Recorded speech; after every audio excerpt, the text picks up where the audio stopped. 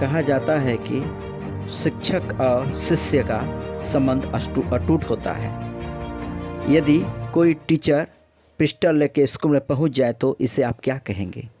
हाँ, हम बात कर रहे हैं बेगूसराय के एक विद्यालय का, जहां एक टीचर पिस्टल लेके स्कूल में पहुंच जाता है और कुछ ग्रामीण आते हैं और बच्चों को और टीचरों को उस पिस्टल से लगता है धमकाने, जिससे स्कूल में पूरी तरह से अफरा तफरी का माहौल बन जाता है। बताया जाता है कि इसके पहले कुछ ग्रामीण पहुंचकर टीचर को हड़काए थे, यानी पूरी तरह से फटकार लगाए थे। इसी मामले को लेकर टीचर दहशत फैलाने के लिए पिस्टल लेकर पहुंचा था और यह टीचर उत्तर प्रदेश का रहने वाला है।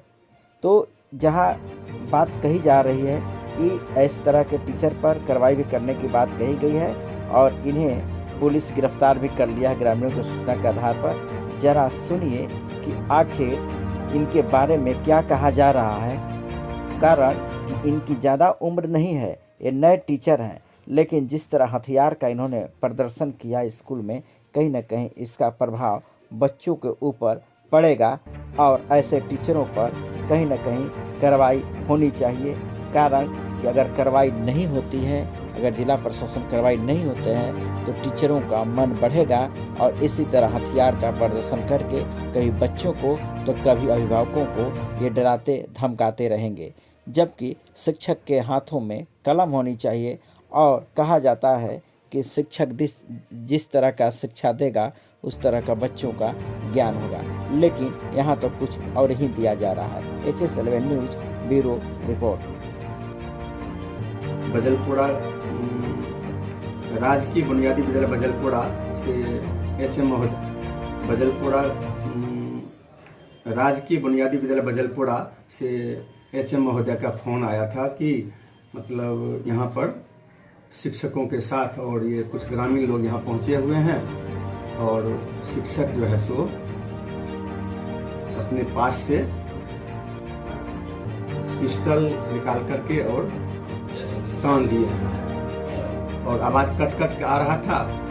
सो जल्द से जल्द पुलिस की व्यवस्था की जाए, मतलब यहाँ पर स्थिति खराब हो गया है। तो उस पर हम कहे ठीक है, हम तो काउंसलिंग में हैं और हम तुरंत करते हैं। तो DSP सर पर फ़ोन किए तो कहीं व्यस्त होंगे, रिंग तो हुआ लेकिन वो नहीं उठा सके। तब फिर हम थाना भी फ़ोन किए, थाना भी नहीं उठा सके। तब फिर DSP सर का लिपिक दीनानाथ हैं, वो बोले कि तुरंत हम कॉल करते हैं वहाँ थाना को।